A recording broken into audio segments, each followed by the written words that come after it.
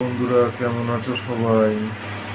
কালকে আমাদের India versus UAE match হলো। ম্যাচটা যেন খুব হালকা হয়ে গিয়েছে। সেই খেলার মধ্যে সেই আমেজটা পাওয়া গেল না, যদিও আরেকটু ফাইট হওয়ার সম্ভাবনা ছিল, কিন্তু কুলদীপ যাদব আর আমাদের শুভম দুবে জন্য সেটাও আর সম্ভব হলো না।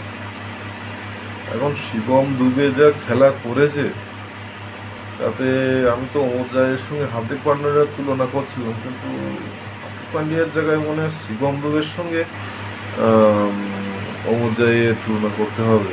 কারণ এই মুহূর্তে বেস্ট যদি দুটো অলরাউন্ডার এই মুহূর্তে এশিয়া কাপে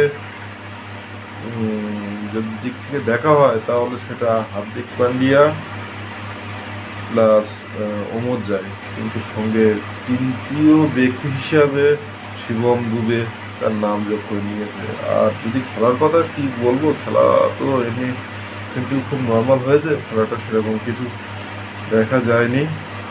খেলার মধ্যে তেমন কিছু আকর্ষণীয় ছিল না প্রথম দিকে, যদিও আরব আমিরাত মোটামুটি শুরু করেছিল যে টেনে টুনে যদি 140, 50, 60 যায়, তা মোটামুটি কিছুটা খেলা ভালো লাগবে, কিন্তু সে এতটাই নর্মাল। প্রথমে যদি ইন্ডিয়া ব্যাট করতো, সূর্য কুমার যাদব যদি ফিল্ডিং জিতেছিল, যদি ব্যাটটা নিত, তাহলে আমরা একটু এন্টারটেন হতাম।